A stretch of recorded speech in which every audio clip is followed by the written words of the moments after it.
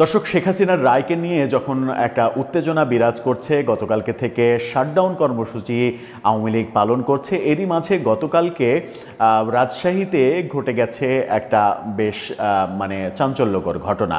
রাজশাহীতে ছাত্রলীগের সাবেক এক নেতার বাড়িতে আক্রমণ করা হয়েছে, কিন্তু সেটা মুখ্য ব্যাপার না। ছাত্রলীগের সাবেক একজন নেতাকে খুঁজবে কেউ কেউ, সেখানে মব সৃষ্টি হবে, তাকে ধরবে, কিছু মারধর করবে, তারপরে তাকে থানায় দেবে, পুলিশে সোপর্দ করবে, পুলিশ কোর্টে দেবে। এটা মোটামুটি এখন ধরে নেওয়া যায় যে এটা স্বাভাবিক প্রক্রিয়া। কিন্তু এই স্বাভাবিক প্রক্রিয়া এটাকে মেনে নিলেও এর বাইরে যেটা অস্বাভাবিক প্রক্রিয়া হলো সেটা কোনোভাবেই মেনে নেয়ার মতো নয়। কারণ অপরাধী যদি আমি হই তাহলে শাস্তিটা আমারই পাওয়ার কথা। আমার শাস্তি আমার আত্মীয় স্বজন, আমার বাবা মা ভাই বোন অন্য কারো উপরে যদি বর্তায়, অন্য কারো উপরে যদি বর্ষিত হয়, তাহলে সেটা একটা ন্যাক্কারজনক ঘটনা হয়। সেই রকম ঘটনাই ঘটল রাজশাহীতে।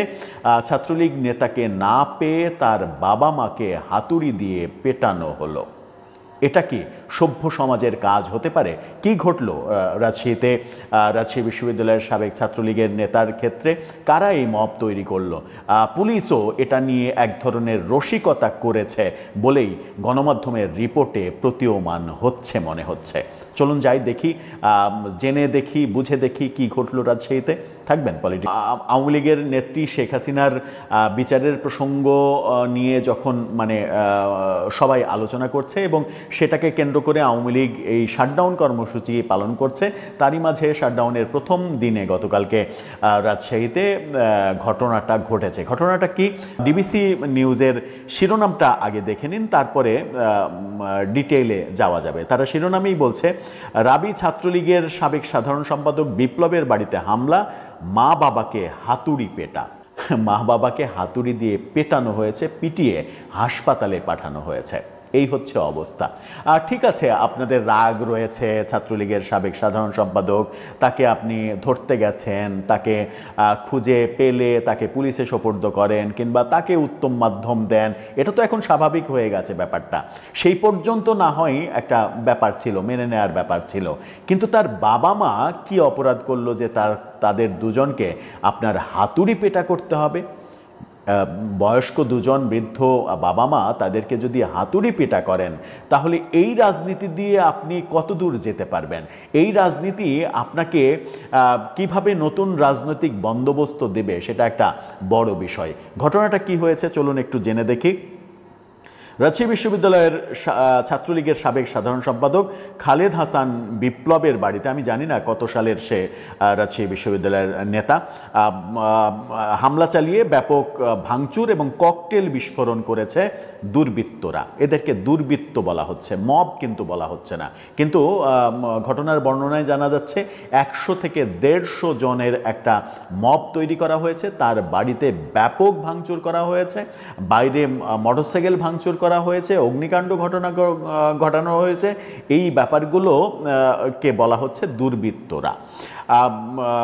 রাত 11:30টার দিকে, গতকালকে রাত 11:30টার দিকে নগরীর মতিহার থানার কাজলা নতুন বউ বাজার এলাকায় এই হামলার ঘটনা ঘটে।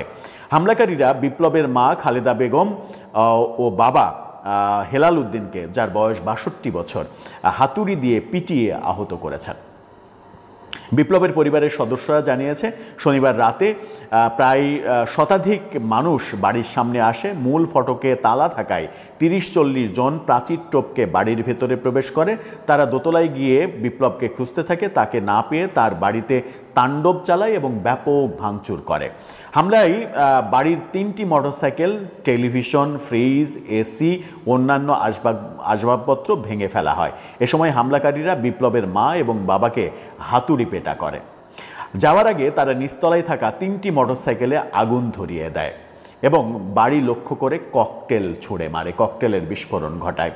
ঘটনার পর পরিবার 999-এ ফোন করলে রাতেই 3 জন টহল পুলিশ সদস্য বাড়িতে এসে পরিস্থিতি দেখেন। তারা পরিস্থিতি দেখছেন।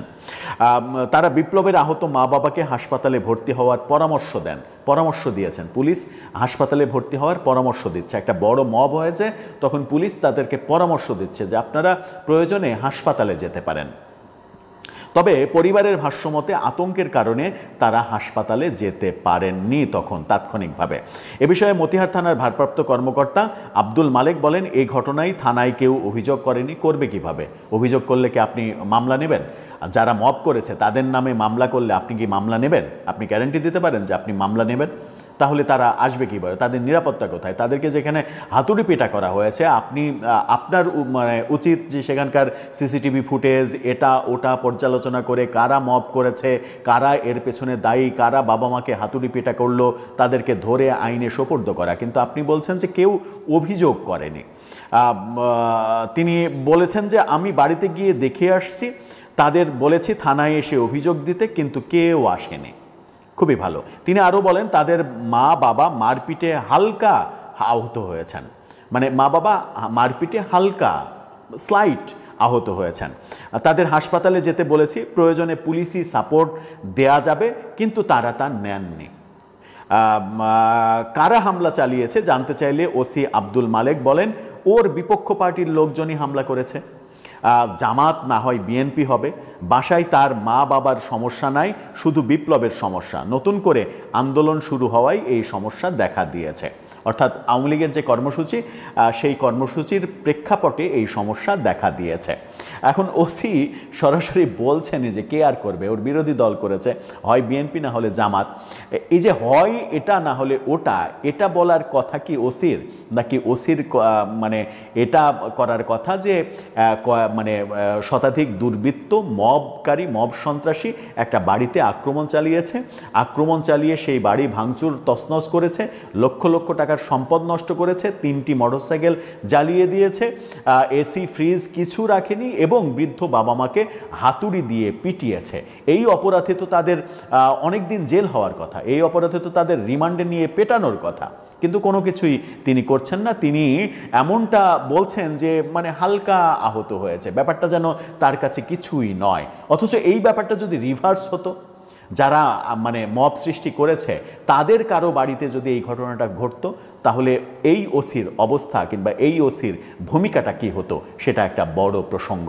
আপনি কেউ যদি অপরাধী হয়, এই ছাত্রলীগের সাধারণ সম্পাদক, আমি জানি না তার সম্পর্কে আমার কোনো আইডিয়াও নেই, নামও শুনিনি কোনো দিন, সে যদি কোনো দুর্নীতির সঙ্গে জড়িত থাকে, খুন খারাপির সঙ্গে জড়িত থাকে, তাহলে তার বিচারের ব্যবস্থা পুলিশ করবে, পুলিশ তাকে গ্রেপ্তার করবে, আদালতে সোপর্দ করবে, আদালত তার বিচার করবে। কিন্তু তার বাড়িতে গিয়ে তার বাড়ি ভাঙচুর জ্বালাও পোড়াও করে মা বাবাকে হাতুড়ি দিয়ে পেটানোর পরেও পুলিশের ওসির ভাষ্য যদি এটা হয় যে হালকা আহত হয়েছে, তাদেরকে হাসপাতালে যেতে পরামর্শ দিয়েছি, থানায় আসার পরামর্শ দিয়েছি, তারা আসেনি, থানায় এসে অভিযোগ দেয়নি, তারা কোন সাহসে থানায় আসবে? যদি আপনার পুলিশের মানে ল্যাঙ্গুয়েজ যদি এটা হয়, তাহলে তারা কোন সাহসে থানায় আসবে? থানায় আসার পথে তাদের নিরাপত্তা দেবে কে? আপনি দেবেন? প্রশ্নটা সেখানে। এভাবেই চলছে দেশ, এভাবেই চলবে দেশ। এখন ব্যাপার হচ্ছে যে কারো সন্তান মানে আওয়ামী লীগ করে কিংবা ছাত্রলীগ করে, এটা যদি কোনো বাবা মার অপরাধ হয়, তাহলে আমার মনে হয় যে বাংলাদেশের মানে লক্ষ লক্ষ বাবা মাকে পুলিশের উচিত গ্রেপ্তার করে জেলে ভরে রাখা, এর কোনো বিকল্প নেই। এটাই করতে বাকি, এটাই করা উচিত। মানবাধিকারের কথা, মানবিকতার কথা, আইনের কথা, আইনের শাসনের কথা, এগুলো কোনো কিছুই ভাবার দরকার নাই। একবারে স্ট্রেট কাট বলে দেওয়া উচিত যে তুই বেটা, তোর মানে ওরসজাত সন্তান কেন আওয়ামী লীগ করে, তোর ওরসজাত সন্তান কেন ছাত্রলীগ করে, এটাই তোর অপরাধ, এর জন্য তোর ফাঁসি হওয়া উচিত। বলে দিলেই হলো, বলে দিলেই তো ল্যাটা চুকে যায়। দর্শক, আপনার মতামত জানিয়ে এ ব্যাপারে